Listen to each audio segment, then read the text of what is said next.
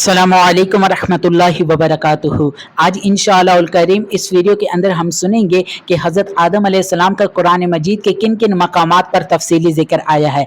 आप अलैहिस्सलाम का इजमाली तज़किरा कुरान करीम में मुतअद्दिद मकामात पर मौजूद है और तफसीली ज़िक्र 7 सूरतों के अंदर आया है। सूरह बकरा की आयत नंबर 30 ता 39, सूरह अराफ की आयत नंबर 11 ता 25, सूरह हिजर की आयत नंबर 26 ता 44, सूरह बनी इसराइल की आयत नंबर 61 ता 65, सूरह कहफ की आयत नंबर 50, सूरह ताहा की आयत नंबर 115 ता 127 और सूरह साद की आयत नंबर 71 ता 85। इन सूरतों के अंदर, इन आयात के अंदर हज़रत आदम अलैहिस्सलाम का तफसील के साथ कुरान मजीद के अंदर ज़िक्र खैर आया है। अल्लाह सुब्हानहू तआला की उन पर रहमत हो और उनके सदके हमारी बेहिसाब मगफिरत हो। इसी तरह छोटे छोटे क्लिप्स की सूरत में बेशुमार मालूमात का ख़जाना हासिल करने के लिए हमारे यूट्यूब चैनल पर वक्तन फ़वक्तन विज़िट किया करें। अल्लाह सुब्हानहू तआला मुझे और आपको अपनी हिफाजत में रखें।